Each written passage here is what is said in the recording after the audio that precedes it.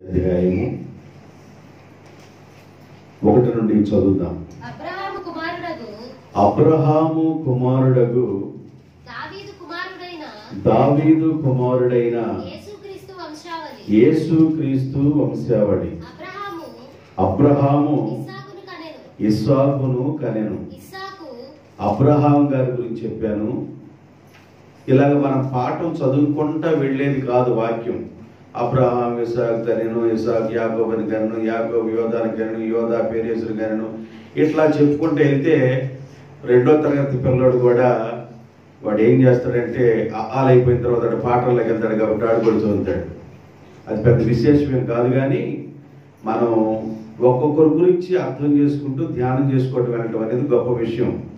Abraham గారి గురించి నేను మీకు చెప్పాను. అబ్రహాము ఇస్సాకును కన్నాడు. ఇస్సాకు గారు ఏం చేశారో ఆ విషయాలు చెప్పాను. ఇస్సాకు యాకోబుని కనెను. యాకోబు గురించి కొన్ని విషయాలు చెప్పాను. యాకోబుకి 12 మంది కుమారులు, ఒక కుమార్తె దేనా ఉంది. వాళ్ళలో దేవుడు యోధాని ఏర్పాటు చేసుకున్నాడని యోధా గారి గురించి కూడా చెప్పాను. అయిపోయింది. చదవండి. యోధా తామారునందు పేరేసును జరాబును కనెను. చాలు చాలు చాలు చాలు చాలు. నేను ఈరోజు మీకు ఏం చెప్పాలి అనుకున్నానంటే పేరేసు గురించి మాట్లాడాలనుకుంటున్నాను. ఈ యోధా తామారునందు, తామారుకి 2 కమల పిల్లలు పుట్టారు. ఒక వ్యక్తి జరాహు, ఒక వ్యక్తి పేరేసు. వీళ్ళు తల్లి గర్భంలో నుండి వాళ్ళు బయటికి వచ్చే సమయంలో ఎవరు ముందుగా వచ్చారంటే జరాహు అనేవాడు తన చెయ్యిని ముందు పెట్టాడు. మంత్రసాని ఏం చేసిందంటే ఆ చేతికి తొగరపు దారం కట్టింది. ఆదికాండము 38వ అధ్యాయము 28, 29 వచనాలు. ఆదికాండము 38వ అధ్యాయము 28, 29 వచనాలు. తామారు ప్రసవించుచూ ఉన్నప్పుడు తల్లి గర్భంలో నుండి ఒకడు తన చెయ్యిని బయటికి చాచెను గనుక మంత్రసాని ఎర్ర నూలు తీసుకొని వారి చేతికి కట్టి ఇతడు మొదట బయటికి వచ్చునని చెప్పాను.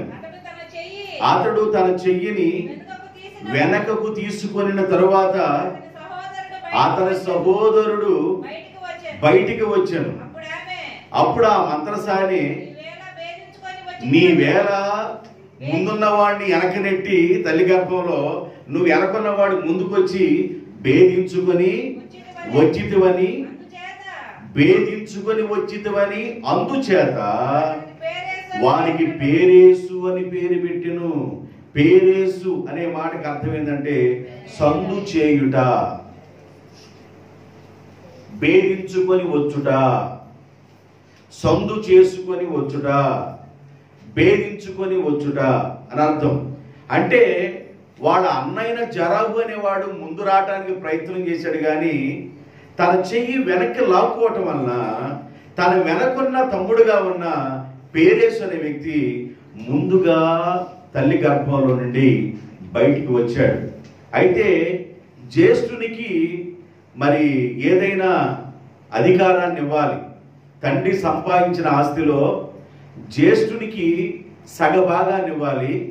ఉన్న సగభాగం ఆ తర్వాత ఉన్న పిల్లలు, ఆ తర్వాత ఉన్న తల్లి తండ్రి వాళ్ళు పంచుకోవాలి. జ్యేష్ఠునికి అంత ప్రాధాన్యత ఉందన్నమాట. జ్యేష్ఠుడు కుటుంబాన్ని ఏలాలి, జ్యేష్ఠుడు సేవ కూడా చేయాలి. జ్యేష్ఠునికి అంత ఆధిక్యతను దేవుడిచ్చాడు. అయితే జ్యేష్ఠుడుగా ఉన్న జరాహు అనేవాడు ముందుగా చెయ్యి చాపాడు, కానీ తల్లి గర్భంలో నుంచి ముందుకు రాలేదు.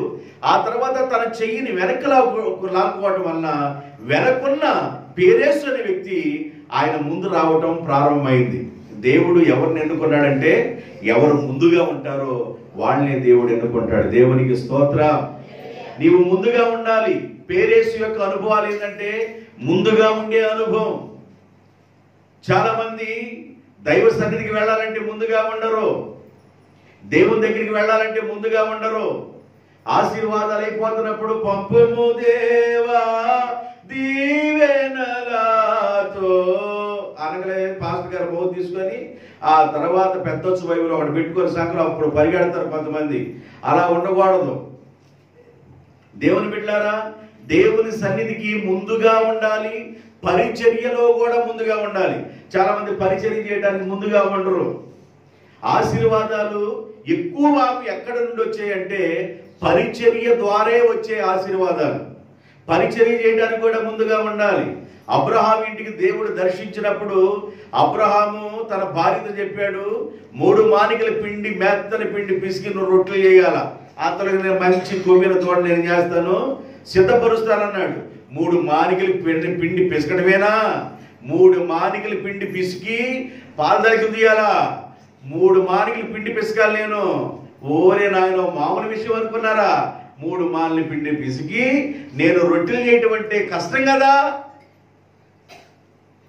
అనలేదు శారమ్మ. 3 మానికల పిండి పిసికి రొట్టెలు చేసింది. దేవునికి స్తోత్రం, హల్లెలూయా. కష్టాన్ని ఇష్టంగా చేసింది. శారాగా మార్చబడ్డాది. అంటే జనానికి తల్లి, జనములకు తల్లిగా మార్చబడ్డాది. ఈ శారమ్మ అంతగా ఆ విధంగా మార్చబడ్డానికి కారణం ఏంటంటే ఆమె కూడా శ్రమించింది, కష్టపడటానికి ఇష్టపడింది, భర్త చెప్పిన మాట వింది. ముందుగా ఉండాలి. పేరేసు యొక్క అనుభవంలో ఉన్న మొదటి అనుభవం ఏంటంటే ముందుగా ఉండుట. ముందుగా ఉండాలి.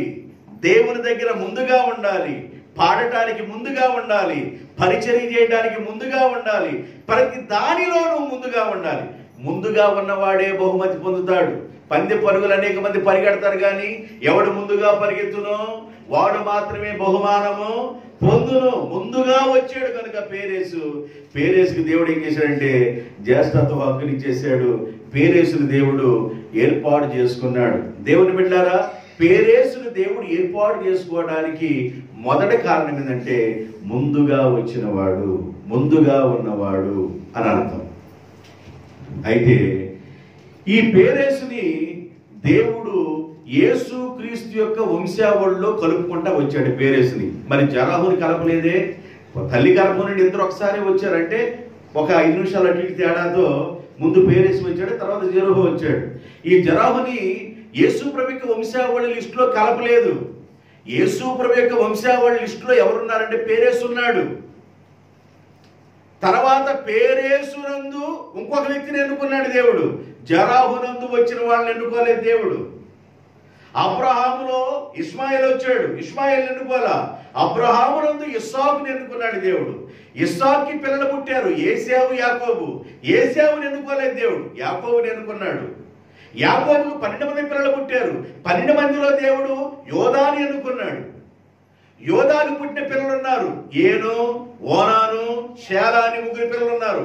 వాళ్ళు ఎన్నుకోలా, పేరేసుని దేవుడు ఎన్నుకున్నాడు.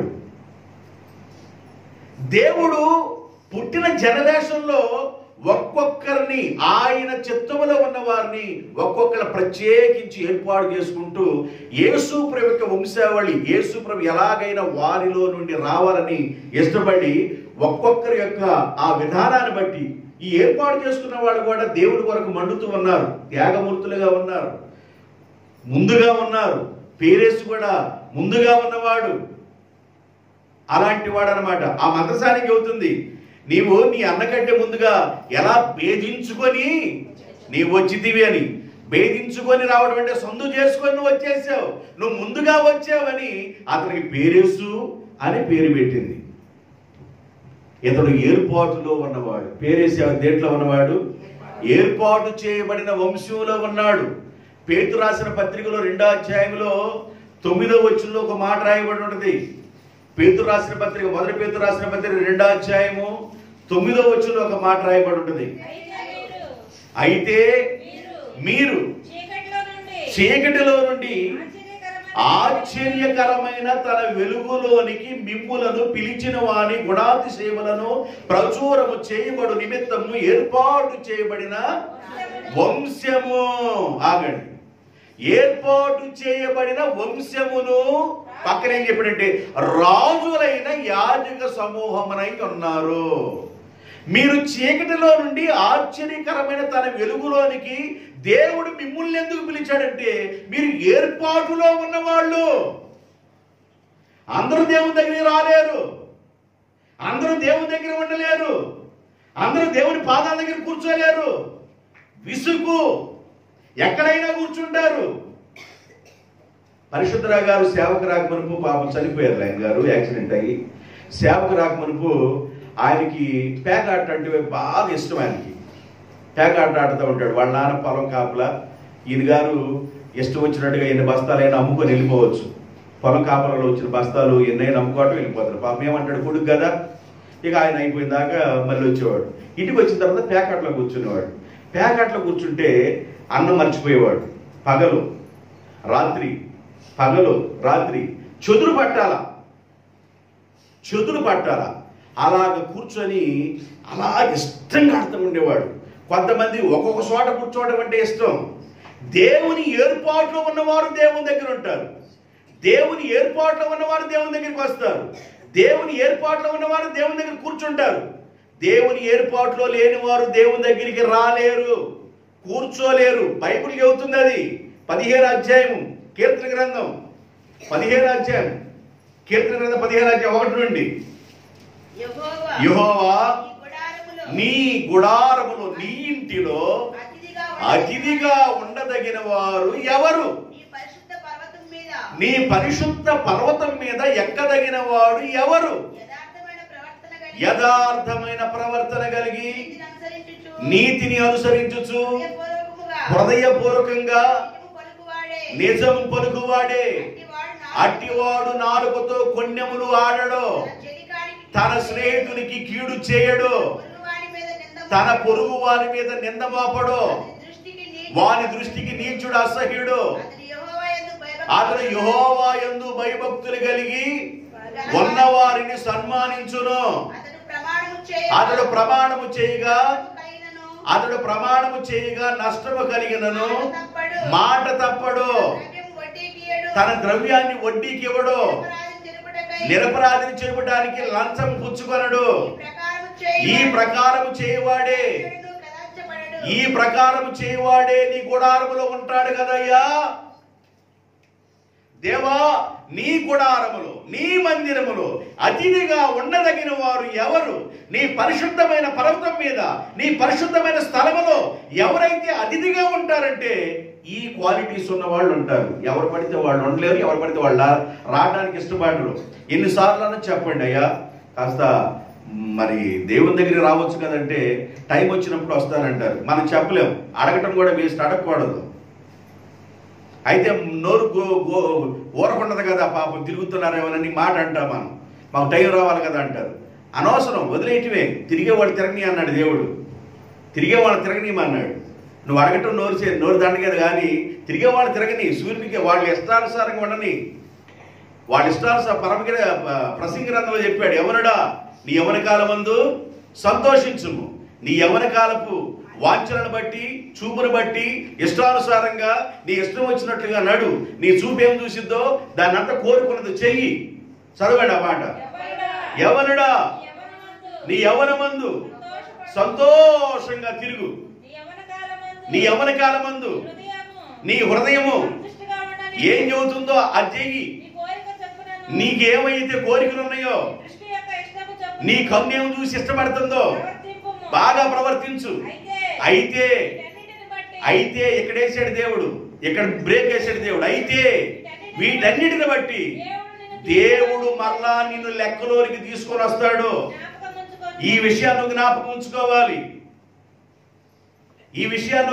ఉంచుకోవాలి.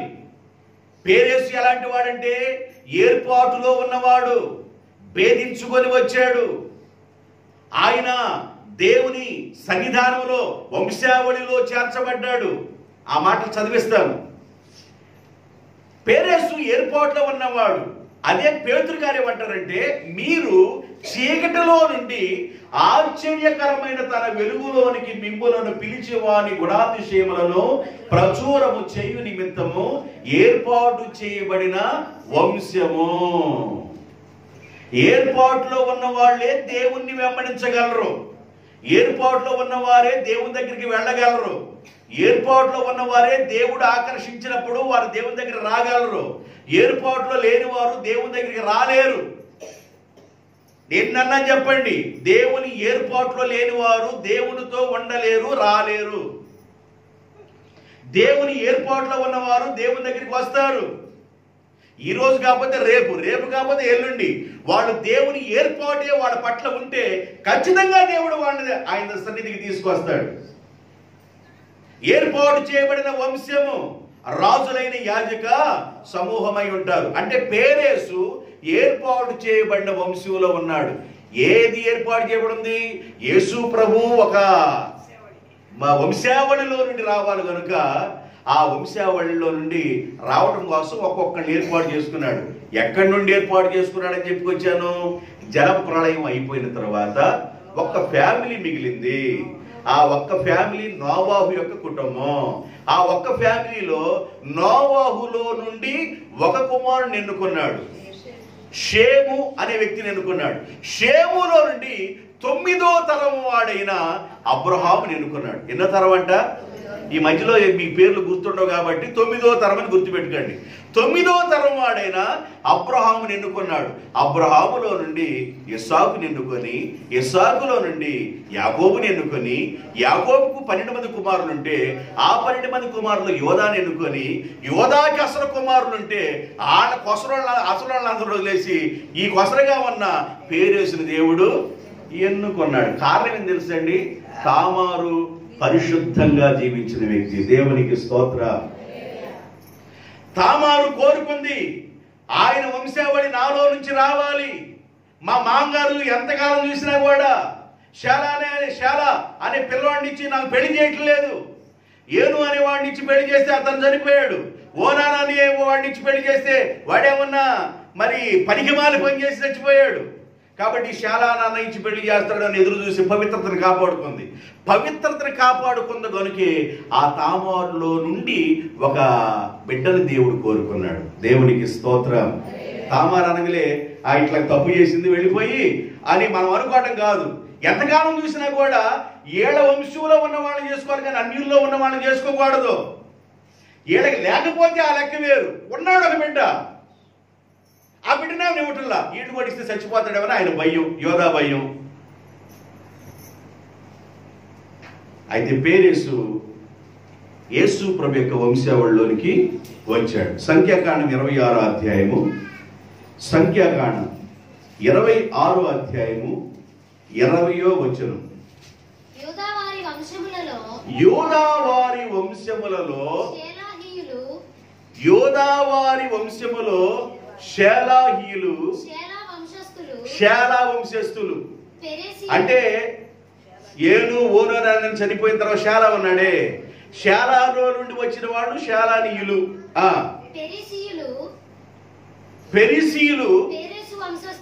పెరిసీయులు మూల పురుషుడు పేరేసు.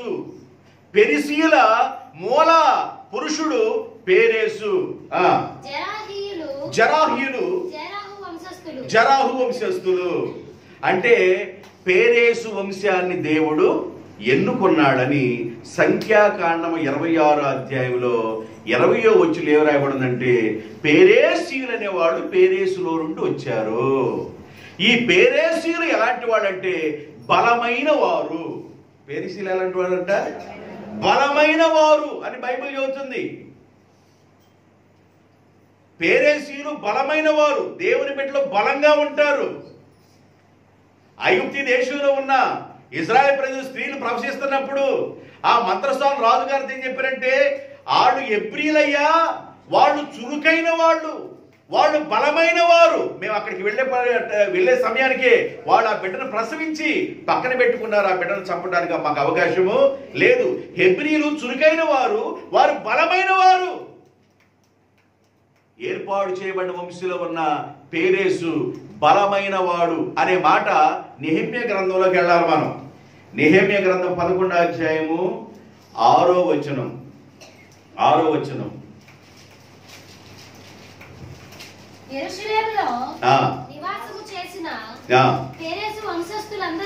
యెరూషలేములో నివాసము చేసిన పేరేసు వంశస్థులను అందరూ బలవంతులుగా ఉన్నారు.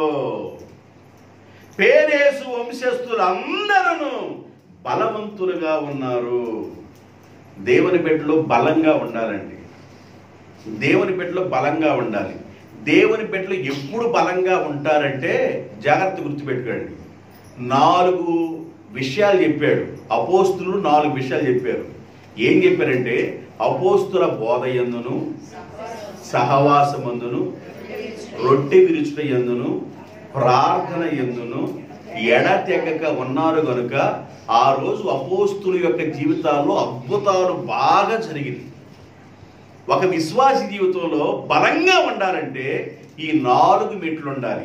1 బోధ వినాలి. అపోస్తుల బోధలు రకరకాల బోధలు ఉన్నాయి. దుర్బోధలు ఉన్నాయి, అనారోగ్యకరమైన బోధలు ఉన్నాయి. మనిషిని సరిచేయకుండా, అసలు మనిషి యొక్క తప్పుని సరిచేయకుండా ఆ ఎలాంటి బలహీనతలు ఉన్నా కూడా నువ్వు వెరీ గుడ్ అని చెప్పే బోధలు ఉన్నాయి. అలాంటి బోధలు కొంతమందికి నచ్చుతాయి. ఇట్లాగా వాళ్ళకి ఇష్టమైన బోధకులను వాళ్ళు లంచ్ దినాల్లో ఏర్పాటు చేసుకుంటారు అని కూడా రాయబడి ఉంది. రకరకాల బోధకులు ఉన్నారు. కానీ అపోస్తుల యొక్క పునాదిలో మనం ఉండాలి. అపోస్తుల బోధ యందును 2 సహవాసంగా కూడటం మానకూడదు. సహవాసంగా కూడటం, సంఘం ఎప్పుడైతే కూడుకుంటున్నారో ఆ సహవాసంగా కూడటం మానకూడదు. కారణం ఏంటంటే సహవాసంలో బలం ఉంది. సహవాసంలో ఏముంది? బలం ఉంది. 4 ఆవులు కలిసి మేస్తున్నప్పుడు బలంగా ఉన్నాయి. ఏ సింహానైనా ఓడించుని. 4 ఆవులకు పోట్లాడి వచ్చి ఒక దిక్కుకి వెళ్ళిపోయింది. వాడు తూర్పు, పడమర, ఉత్తరము, దక్షిణము. ఒకరోజు తూర్పుకి వెళ్ళిపోయింది. ఈ 4 కలిసి పోట్లాడి ఒకరోజు ఈ సింహం మీద, ఇది ఒకరోజు తూర్పుకి వెళ్తే ఒంటరికి కనబడ్డారు. సందు దొరికిందని పట్టుకుంది, తినేసింది. రెండో రోజు పరవడికి బయలుదేరింది, అక్కడ పట్టుకొని తినేసింది. ఉత్తర దక్షిణాల వైపు 4 తినేసింది. కారణం ఏంటంటే సహవాసంలో బలంగా ఉండాలి. దేవునికి స్తోత్రం. బోధలో నువ్వు జాగ్రత్తగా ఉండాలి. చాలా మంది బోధ విని బోధలో జీవితాలను కట్టుకోరు, కుటుంబాలను కట్టుకోరు. ఈ వాక్యం దేవుడు మాతో మాట్లాడుతున్నాడు, ఈ వాక్యం దేవుడు వాక్యములో నుండి నాతో మాట్లాడుతున్నాడని చాలా మంది అనుకోరు. అందువల్ల ఎక్కడేసేవంటే అక్కడే ఉంటారు. వాళ్ళు ఆధ్యాత్మిక జీవితంగా ఎదగరు. వాడు ఫలించరు, అభివృద్ధి పొందరు. కారణం ఏంటంటే వాక్యము దేవుడు మాట్లాడుతున్నప్పుడు వాక్యానుసారంగా ఎవరైతే బలపడతారో, వాక్యం మీద ఎవరైతే ఫౌండేషన్ వేసుకుంటారో, ఈ బండ మీద కట్టబడిన వాడు వాన వచ్చినను, వరద వచ్చినను, గాలి వచ్చినను అతడు లోతుగా త్రోవి బండ మీద పునాది వేసుకున్నాడు. కాబట్టి ఈ 3 రకాలైన ఏ వచ్చినా కూడా ఆ ఇల్లు కోలదు. నీ ఆధ్యాత్మిక జీవితం కూలిపోకుండా ఉండాలంటే నువ్వు ఇసుక మీద పునాది వేసుకోకూడదు. నీ ఆధ్యాత్మిక జీవితము బండ మీద పునాది వేసుకోవాలి. అపోస్తుల బోధలోను ఉండాలి. 2 సహవాసులో ఉండాలి. కొంతమంది 4 వారాలకు ఒకసారి కనబడతారు. హాయ్ ప్రజెంట్ నేర్చుకుంటారు. అప్పుడు అందరూ బాగున్నారా? స్తోత్రం. మళ్ళీ 4 వారాల తర్వాత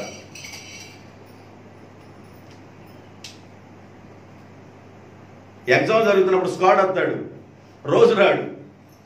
3వ రోజు 4వ రోజు స్క్వాడ్ వచ్చినట్టు వస్తాడు.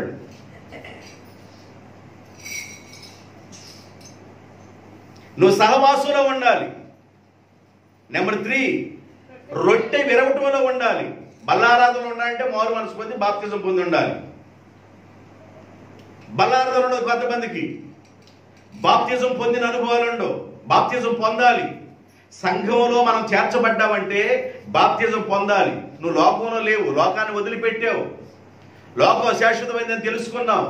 లోకం దాని పోకడ మొత్తం ఒక రోజు నాశనం అయిపోయిందని తెలుసుకున్నావు.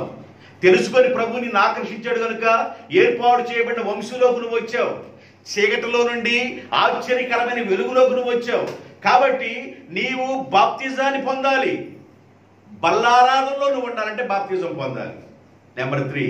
నెంబర్ 4 ఎడతెగకుండా ప్రార్థన చేయాలి. ఒక విశ్వాసికి 4 రకాలైన మెట్లు ఎప్పుడైతే ఉంటాయో ఆ విశ్వాసి బలంగా ఉంటారు. ఒకరు బలహీనమైన మరి ఒకరు ప్రార్థన ద్వారా వీళ్ళు బలం పొందుతారు. ఒకరు బలహీనంగా ఉన్నా మరి ఒకరు వాళ్ళు చేయబొట్టుకుని వాళ్ళని లేవనెత్తుతారు.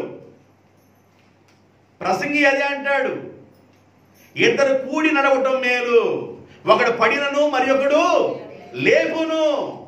2 కలిసి నడవటం మేలు, ఒకడు పడినను ఒకడు లేపును అంటే దాని అర్థం ఏంటంటే ఇద్దరు కలిసి నడవడం భార్యాభర్తలు అని అర్థం. సంఘానికి భార్య భర్త ఇద్దరు వెళ్ళాలి, కలిసి నడవాలి. ఎస్తేరు ఎన్ని రోజులు ఉపవాస ప్రార్థన చేసింది? ఎన్ని రోజులు? 3 రోజుల ఉపవాస ప్రార్థన. ఏం జరిగింది? సోజనులు అందరూ నువ్వెన్ని రోజులు ఉపవాస ప్రార్థన చేసావు?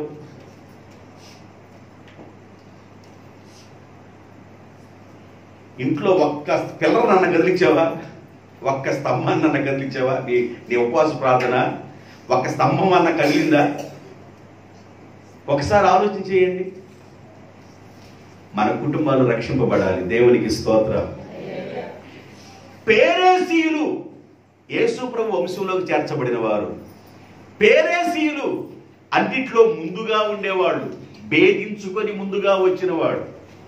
పేరేసీయులు బలమైన వారు. దేవునికి స్తోత్రం. పేరేసీయులు బలమైన వారు. జాగ్రత్త వినండి, పేరేసీయుల గురించి ముగించబోతున్నా. ఇంకా తర్వాత ఆ వ్యక్తుల గురించి కూడా ఒక 2-3 మాటలు గుర్తు చేస్తాను, మీరు జాగ్రత్తగా వినాలి. ఈ మోయాబీ దేశం నుండి వచ్చిందే ఎవరు? రూతమ్మ. రూతమ్మ ఏ దేశం నుండి వచ్చింది? మోయాబీ దేశం నుండి రూతమ్మ బయలుదేరి యోదయ బెత్లెహేముకి వచ్చింది. యోదయ బెత్లెహేముకి వచ్చిన తర్వాత బోయాజు అనే వ్యక్తి వివాహం చేసుకున్నాడు. బోయాజు గురించి తర్వాత మెసేజ్ ఇస్తా, కానీ మీకు సందర్భం పేరేసి గురించి చెప్పాలిగా, అందుకు చెబుతున్నా. వివాహం అయింది. రూతు బోయాజుని వివాహం చేసుకున్నారు. వీళ్ళకి వివాహం అయిన తర్వాత అక్కడున్న పెద్దలు బోయాజుని రూతుముని ఏమని దీవించారంటే 4వ అధ్యాయము 12వ వచనం. రూతు గ్రంథం 4వ అధ్యాయము 12వ వచనం. 4వ అధ్యాయము రూతు గ్రంథం 12వ వచనం. ఎఫ్రాతాలో నీవు క్షేమాభివృద్ధి కలిగిన వాడవై బెత్లెహేములో నీవు ఖ్యాతి నొందుదువుగాక. యెహోవా ఈ యవ్వనురాలు వలన నీకు దయచేయు సంతానమును నీ కుటుంబమును. జాగ్రత్తగా వినండి. తామారు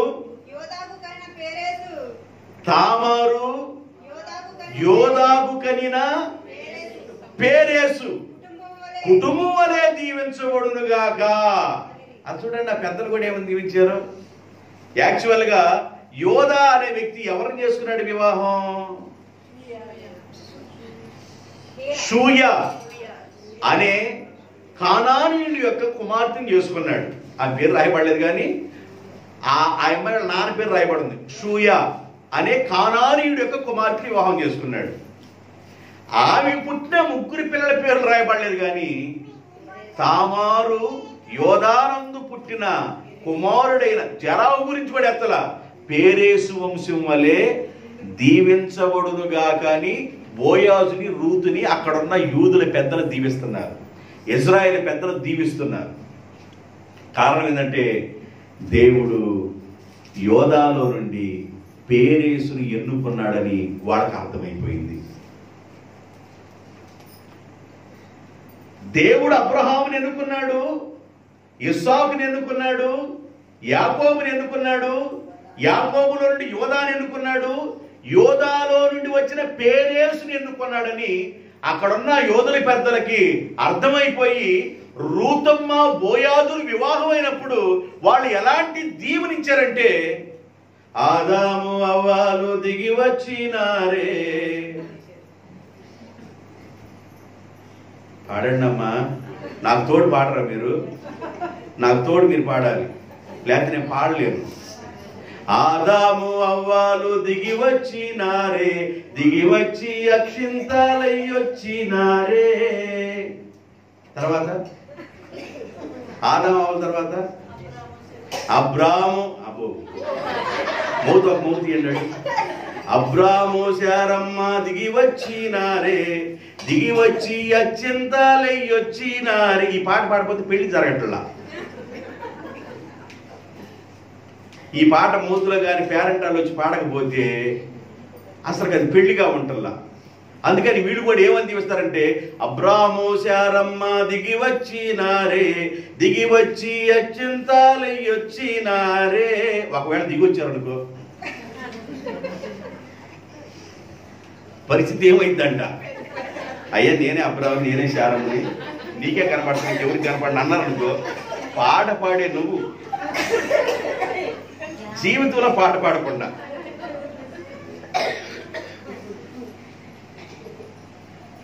అయితే వీళ్ళు ఎలాగా ఈ పాటలు పాడుకుంటూ వాళ్ళు దీవులు రావాలని కోరుకుంటున్నారో,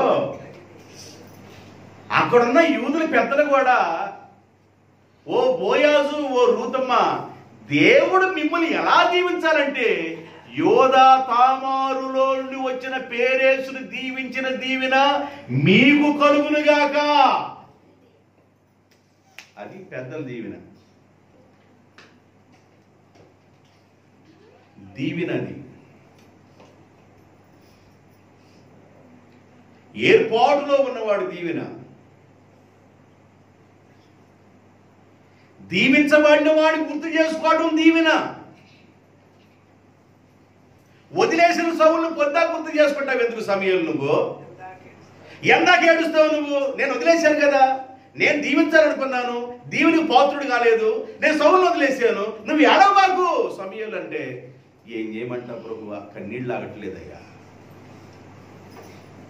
దేవుడు అంటాడు, నేను ఎంతగానో దీవించాలనుకున్నా సౌలుని. ప్రభువా ఎంతగా దీవించాలనుకున్నావు? విస్తారంగా. అసలు నా దగ్గర లెక్కలు లేవు, లెక్కకు మించి దీవెన ఇవ్వాలనుకున్నా. నా దీవెనలో నుండి సౌలు పక్కకు వచ్చేసాడు. దేవుని దీవెన అంటే ఎందుకు తెలుసా మీకు? దేవుని దీవెన అంటే తెలుసా? ఒక అతను ఒక పెద్ద రాయి ఇచ్చి, ఈ రాయిని తీసుకెళ్ళి అమ్ము అన్నాడంట. ఆ రాయి తీసుకెళ్ళిపోయి కూరగాయల దగ్గరికి వెళ్తే, అబ్బాయి ఈ రాయి తీసుకెళ్ళి ఎన్ని కూరగాయలు ఎత్తాడంటే, కేజీ కూరగాయలు ఎత్తానంట. ఆ రాయి తీసుకెళ్ళి మళ్ళీ కూడా దగ్గరికి వెళ్తే, ఈ రాయి తీసుకొని నేను ఒక బస్తా గోతం దుంపలు ఇస్తానన్నాడంట. వీడు గోతం ఆడేవాళ్ళకి కేజీ అన్నాడు, గోతం దుంపలు అంటాడని ఆ రాయి తీసుకెళ్ళిపోయి బంగాళాదుంప కూడా దగ్గర తీసుకెళ్తే ఆ రాయిని చూసి 2 కోట్లు ఎత్తానన్నాడంట. వీడు 2 కోట్లు ఎత్తున్నాడని చెప్పేసి ఆ రాయి తీసుకొని వజ్రాలు తయారు చేసేది. వజ్రం, ఆ రాయి పెద్ద రాయి, ఆ రాయి తీసుకెళ్ళిపోయి వజ్రాలు ఆడ దగ్గరికి వెళ్తే, అయ్యా నా జీవితంలో సంపాదించిన ఆస్తి అంతా ఇచ్చిన, ఒకవేళ శాశ్వత జీవితం బ్రతుకుని ఇంకేమన్నా సంపాదించిన అంత ఆస్తి ఈ రాయికి నేను ఇవ్వలేనన్నాడు. ఆ రాయి కంటే మీరు శ్రేష్ఠులుగా రా అంటాడు దేవుడు. దేవునికి స్తోత్రం, హల్లెలూయా. ఒక్క రాయికి అంత వాల్యూ ఉంటే, కోహినూరు వజ్రం అని ఎలిజబెత్ రాణి యొక్క మరి ఇంగ్లాండ్ దేశంలో ఆ రాణి గారి యొక్క గృహంలో అది ఉంది. ఇండియా దేశం నుండి వెళ్ళిపోయింది. ఆ వజ్రానికి చాలా ఆస్తి, చాలా ధనం ఉంది. ఒక రాయికి అంత ధనం ఉంటే దేవుడు అంటాడు, జీవము లేని రాయికి అంత వాల్యూ ఉంటే నా ఊపిరి ఉదేనే, నేను మిమ్మల్ని కన్నానే, కనుక్కున్నానే, నా రక్తం ఇచ్చి మిమ్మల్ని కొనుక్కున్నానే. ఎన్ని రాళ్ల కంటే వాల్యుబుల్ పర్సన్స్ మీరు, మీ విలువ మీరు అర్థం చేసుకోండి అంటాడు దేవుడు. దేవునికి స్తోత్రం. మనము విలువైన వ్యక్తులం. దేవుడు మనల్ని విలువగా చూస్తున్నాడు. విలువ తక్కువగా ఉండబాకండి. దీవించబడిన పేరేసు వలె, ఓ బోయాజు, ఓ రూతుమ్మ, మీ కుటుంబము అలాగు దీవించబడునుగాక అని పేరేసుని ఎత్తారు దీవినికి. మనం ఆదాం దగ్గర నుంచి ఎత్తుకుంటామని ఎగ్జాంపుల్ చెప్పాను మీకు.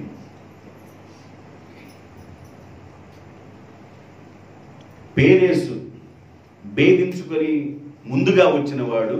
దేవుని పిల్లల ముందుగా ఉండాలన్నింటిలో, పరిచర్యలో, దేవుని దగ్గరికి వెళ్ళే విషయంలో, అన్ని విషయంలో ముందుగా ఉండాలి. పేరేసు వంశావళిలోకి చేర్చబడిన వాడు. రెండో మాట, మీరు చీకటిలో నుండి ఆశ్చర్యకరమైన తన వెలుగులోనికి మిమ్మల్ని పిలిచిన వాడి యొక్క గుణాతిశయమును ప్రచురం చేయబడి నిమిత్తము ఏర్పాటు చేయబడిన వంశమై ఉన్నారు అని చెప్పాను. ఇప్పుడు ఏర్పాటులో ఉన్నారు కాబట్టి దేవుని దగ్గరికి మీరు వచ్చారు. పేరేసు ఏర్పాటులో ఉన్నాడు. 3, పేరేసు బలమైన వాడు. 4 పేరేసు దీవించబడినవాడు. రైట్. పేరేసు గురించి క్లుప్త సందేశం చాలిక. నేను ఇంకా కొంచెం ముందుకు వెళ్ళాలి, ఇంకా కొంచెం ముందుకు వెళ్ళి కొంతమంది భక్తుల గురించి చెప్పాలి కాబట్టి మత్తయి సువార్తలకు వెళదాం. ఇంకొక కార్యం గురించి చెప్పేసి నేను ముగించేస్తాను. మత్తయి సువార్త 1వ అధ్యాయం ధ్యానం చేస్తున్నాం మనం. యోధ పేరేసును తామారునందు పేరేసును కనెను. పేరేసు జరహ కన్నాడు. ఓకే, నువ్వు మసాలా వేసావా? పేరేసు జరహ కనంటున్నాను అనుకుంటున్నాను. పేరేసు జరాహును కనెను. ఓకే. పేరేసు ఎస్రోనును కనెను. ఎస్రోను గురించి అంత విషయాలేమి ఎక్కువగా లేవు, కానీ ఆయన కూడా యేసు ప్రభు యొక్క వంశంలోకి వచ్చాడు. పేరేసు ఎస్రోనును కనెను. జాగ్రత్త గుర్తుపెట్టుకోండి, నేను ఒక్కొక్క పేరు గురించి చెప్పుకుంటూ వస్తున్నా. నోవాహు జలప్రళయం అయిపోయిన తర్వాత నోవాహులో ఉన్న 3 పిల్లల్లో దేవుడు షేముని ఎన్నుకున్నాడు. షేములో నుండి 9వ తరం వాడైన అబ్రహాముని ఎన్నుకున్నాడు. అబ్రహాములో నుండి ఇస్సాకుని ఎన్నుకున్నాడు. ఇస్సాకులో నుండి యాకోబుని దేవుడు ఎన్నుకున్నాడు. యాకోబులో నుండి యోదాని దేవుడు ఎన్నుకున్నాడు. యోదాలో నుండి దేవుడు పేరేసుని ఎన్నుకున్నాడు. పేరేసులో నుండి ఎస్రోను. నేను ఆయన గురించి ఆయన గురించి నేను ఎక్కువ చెప్పట్లేదు, ఎక్కువగా ఆయన గురించి కూడా వ్రాయబడలేదు. అయితే యేసుప్రభు వంశంలోకి వచ్చేసాడు ఆయన. ఎస్రోము ఆరామును కనెను. ఆరాము కూడా యేసుప్రభు వంశవాళ్ళకి వచ్చాడు. ఆరామును కనెను. ఆరాము అమ్మినాదాబును కనెను. అమ్మినాదాబు నయసోనుడు కనెను. ఈ 3 వదిలిపెట్టాను నేను. ఎవరెవరిని వదిలిపెట్టాను? ఎస్రోము, ఆరాము, అమ్మినాదాబు. ఈ 3 వదిలేశాను, ఎందుకంటే వాళ్ళు కూడా యేసుప్రభు వంశంలోకి వచ్చారని బ్రీఫ్గా మీకు చెబుతున్నా. వాళ్ళు కూడా యేసుప్రభు వంశంలోకి వచ్చారు. అయితే ఈ అమ్మినాదాబులో నుండి నయసోను అనే వ్యక్తి వచ్చాడు. ఈయన గురించి 2 మాటలు చెప్పేసి నేను ముగించాలని అనుకుంటున్నాను. అయితే ఈ నయసోను యొక్క తండ్రి ఉన్నాడే అమ్మినాదాబు అని, ఈయన గారు ఎవరికి మామగారంటే మోషే యొక్క అన్నగారు ఉన్నారే, మోషే యొక్క అన్న అహరోను ఉన్నాడే, ఆయనకి మామగారు, పిల్లనిచ్చిన తండ్రి. ఎవరు? అమ్మినాదాబు అనే వ్యక్తి మోషే యొక్క అన్నగారైన అహరోనికి పిల్లనిచ్చిన తండ్రి. మీరు ఒకసారి వాక్యంలోకి వెళ్ళాలి. నిర్గమాకాండం 6వ అధ్యాయం 22 నుండి చదవండి.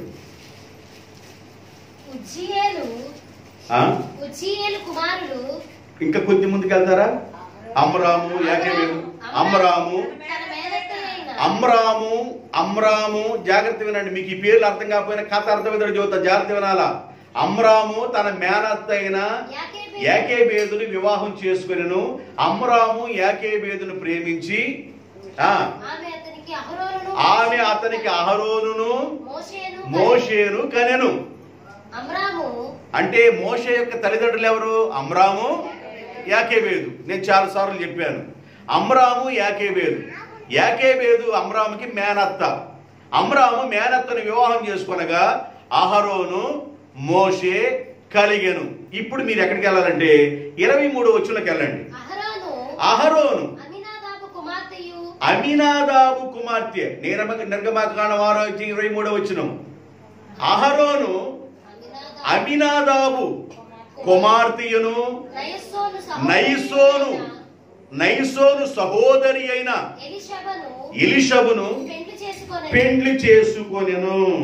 మీరేమి కన్ఫ్యూషన్ కావకండి, చక్కగా చెబుతా, జాగ్రత్తగా వినండి, ఏమి కన్ఫ్యూషన్ కావకండి. ఇప్పుడు యోధాలో నుండి దేవుడు పేరేసుని ఎన్నుకున్నాడు అని చెప్పాను. ఇంతవరకు క్లియర్. పేరేసు అంటే భేదించుకొని వచ్చిన వాడని, వంశావళిలోకి వచ్చిన వాడని, బలమైన వాడని, దీవించబడిన వాడని చెప్పాను. పేరేసు ఎస్రోమును కన్నాడు. ఎస్రోము గురించి చెప్పలే మీకు, ఆయన యేసుప్రభు వంశావళికి వచ్చాడు. ఎస్రోము ఆరామును కన్నాడు, ఆయన గురించి చెప్పలా. ఆరాము అమ్మినాదాబును కన్నాడు.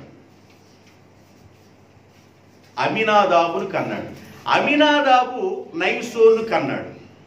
ఇప్పుడు నయసోను గురించి నేను చెప్పాలనుకుంటున్నా. నయసోను గురించి చెప్పేటప్పుడు వాళ్ళ నాన్నగారు కూడా వస్తున్నాడు లెక్కలోకి. వాళ్ళ నాన్న ఎవరు? అమినాదాబు. ఇప్పుడు అమినాదాబుకి ఒక కుమార్తె ఉంది. ఆ కుమార్తె పేరేంది?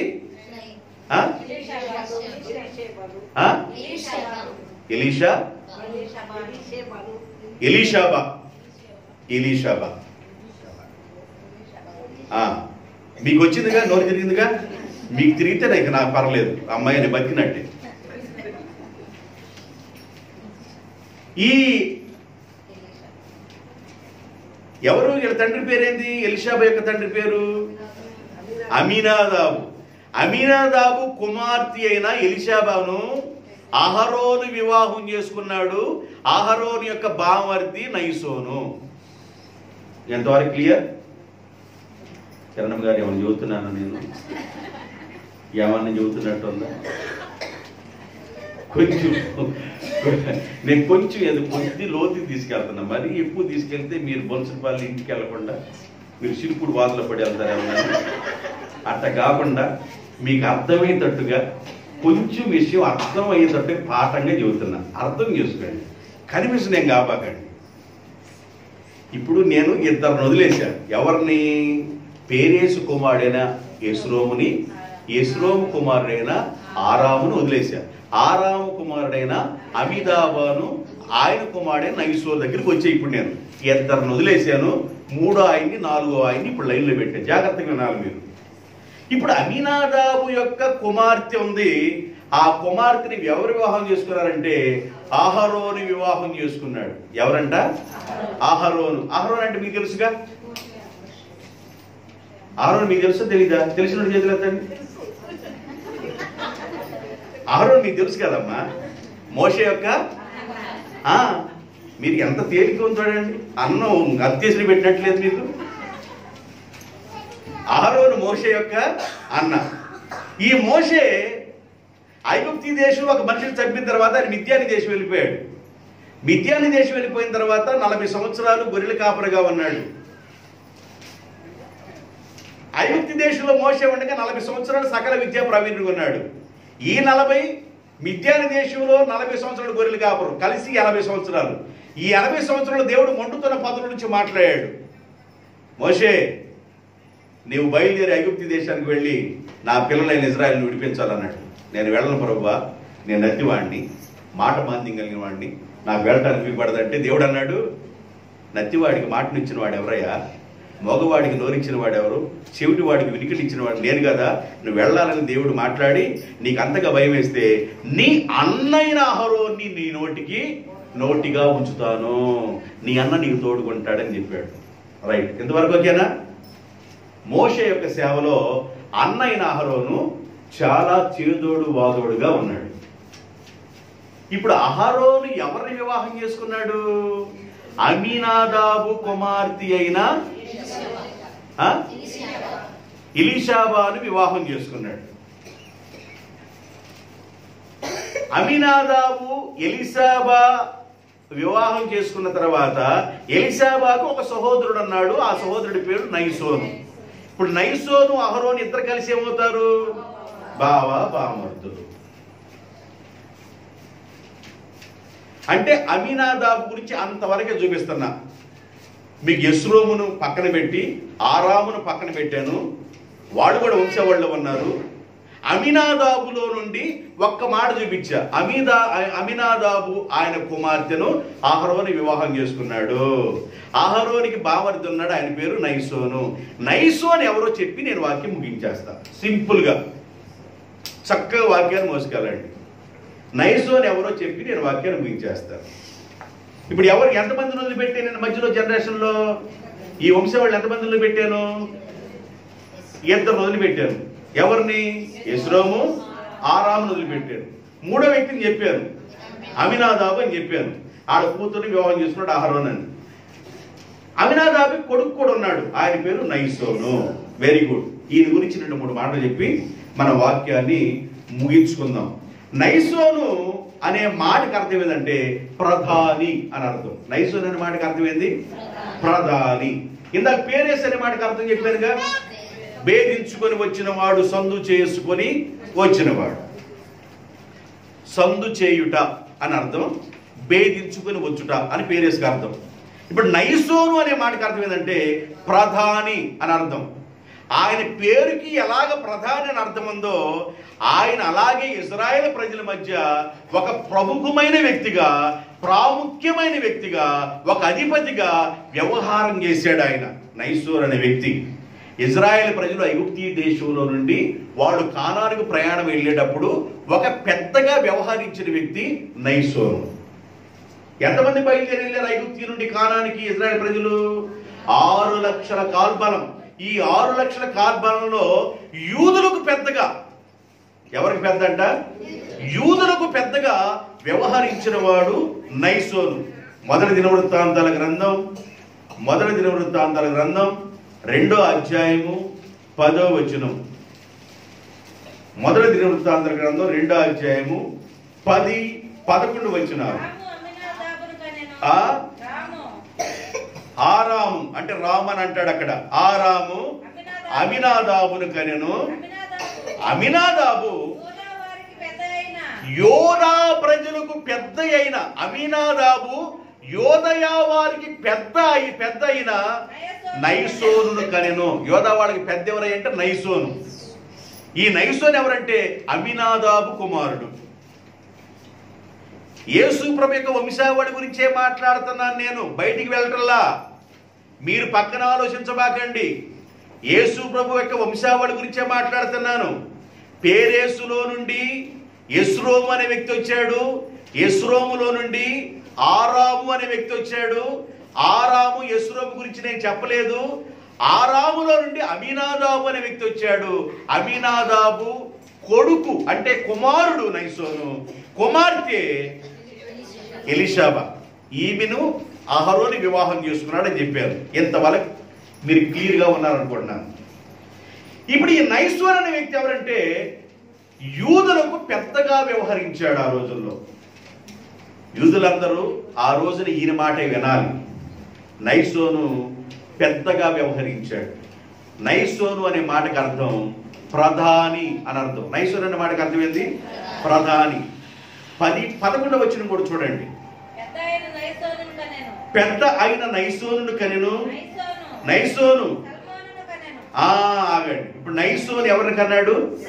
సల్మాన్ దగ్గరికి మనం ఇంకా వెళ్ళొద్దు. వెళ్తే అప్పటికి అక్కడ దాకా వెళ్ళేదానికి మీకు మైండ్ నరాలు చిట్లు పోతాయి. అందుకని చిట్లు పోయేదాకా మిమ్మల్ని తీసుకెళ్ళాలి. ఈ నైసోను దాకా చెప్పేసి ముగించేస్తా. నైసోను ఒక పెద్ద, రేపు సల్మాన్ గురించి చెబుతా. నైసోను ఒక పెద్ద, యూదా ప్రజలు నడిపించే ఒక పెద్దగా వ్యవహరించాడు. వీళ్ళందరూ వాళ్ళు ఐగుప్తీ దేశం నుండి బయలుదేరి వాళ్ళు వెళుతున్నప్పుడు మార్గ మధ్యలో వీళ్ళ పెద్దగా ఉండి వ్యవహరించాడని సంఖ్యాకాండంలో రాయబడిందండి. 1వ అధ్యాయం 7వ వచనం, 2వ అధ్యాయం 3వ వచనం, సంఖ్యాకాండం 1వ అధ్యాయం 7వ వచనం, 2వ అధ్యాయం 3వ వచనం చదవండి. యోధా గోత్రములో అమినాదాబు కుమారుడైన నైసోను. చాలు, నైసోను అంతవరకు. నైసోను 2వ అధ్యాయం 3వ వచనం, 2వ అధ్యాయం 3వ వచనం. సూర్యుడు ఉదయించు తూర్పు దిక్కున యోధా పాళెము ధ్వజము గలవారు తమ తమ సేనల చొప్పున దిగవలెను. అమినాదాబు కుమారుడనైన నయసోను యోధా కుమారులకు ప్రధానుడు, పెద్ద. అమినాదాబు కుమారుడైన నైసోను యూదులకు పెద్ద, పెద్దగా వ్యవహరిస్తూ ఉండేవాడు. యేసుక్రీస్తు యొక్క వంశావళిలో నుండి వచ్చిన వాళ్ళు ఒక్కొక్క టైపులో ఉన్నారు. పేరేసి ఏమన్నా బలమైన వ్యక్తిగా, ఆశీర్వదించబడిన వ్యక్తిగా ఉన్నాడు. యాకోబు ప్రార్థనాపరుడుగా ఉన్నాడు. ఇస్సాకు ప్రార్థనాపరుడుగా ఉన్నాడు. అబ్రహాము ప్రార్థనాపరుడుగా ఉన్నాడు. నోవహు ప్రార్థనాపరుడుగా ఉన్నాడు. నోవహు కుమారుడైన షేము ప్రార్థనాపరుడుగా ఉన్నాడు. ఒక్కసారి ఆ తెగని మీరు గుర్తు చేసుకుంటే అందరూ దైవ సన్నిధానంలో దీవించబడిన అనుభవంలో ప్రార్థనాపరులుగా ఉన్నారు. నైసోను యూదులకు పెద్దగా వ్యవహరించాడు. ఈ మాటే చెప్పేసి ముగిస్తాను, ఎందుకంటే మళ్ళీ ఇంకొక మాటకి వెళ్ళలేను. ఈ ఒక్క మాటే నైసోను గురించి మాట్లాడుకొని ముగించేద్దాం. నైసోను యూదులకు పెద్దగా వ్యవహరించాడు. 7వ అధ్యాయము 12వ వచనం 17వ వచనం. సంఖ్యాకాండం 7వ అధ్యాయం 12వ వచనం 17వ వచనం. మొదటి దినమున తన అర్పణములను తెచ్చినవాడు అమినాదాబు కుమారుడను యోదా గోత్రీకుడనైన నయసోను. ఏం తెచ్చాడంట ఈయన? అర్పణలు తీసుకొచ్చాడు. దేవునికి ఏమి కావాలో ఆ అర్పణలు తీసుకొచ్చిన వాడు నయసోను. దేవుని కోసం అర్పణలు తీసుకొచ్చిన వాడు, దేవుని కొరకు అర్పణలు తీసుకొచ్చిన వాడు నయసోను. సమాధాన బలిగా 2 కోడెలను 5 చాలు అట్లాగా తీసుకొచ్చిన వాడు నయసోను. 17వ వచనం. చాలా అమ్మాయి అట్లా నయసోను దేవుని కొరకు అర్పణలు తీసుకొచ్చేవాడు గాను, ఆ సమాజానికి, యోధా సమాజానికి ఒక ప్రముఖమైన వ్యక్తిగాను పెద్దగాను వ్యవహరిస్తూ ఉన్నాడు నయసోను. అమినాదాబు కుమారుడైన నయసోను. నయసోను ఎవరయ్యా అంటే అహరోను యొక్క బామర్ది. అంటే వాళ్ళ చెల్లెల్ని అహరోను చేసుకున్నాడు. ఇప్పుడు ఇజ్రాయెల్ ప్రజలు నడిపించడానికి ప్రముఖులుగా ఎవరున్నారు? మోషే, అహరోను. ఈ మోషే అహరోనుతో యోనా వారిని నడిపించే ఒక పెద్దగా ఎవరున్నారంటే నయసోను. మీరింటికి వెళ్ళిన తర్వాత అయినా పేర్లు చక్కగా గుర్తుపెట్టుకోండి, కన్ఫ్యూజనే కాబాకండి. మిమ్మల్ని నయసోను దాకే తీసుకెళ్ళి. నయసోను ఒక ప్రముఖమైన వ్యక్తి, ఒక ప్రధానిగా ఉన్నాడు, యూదులకు ఒక పెద్దగా ఉన్నాడు. వాడు దేవుని దగ్గరికి ముందుగా అర్పణలు తీసుకొచ్చేవాడుగా ఉన్నాడు, బలులు అర్పించేవాడుగా ఉన్నాడు. నయసోను ఒక ప్రముఖుడుగా ఉన్నాడు.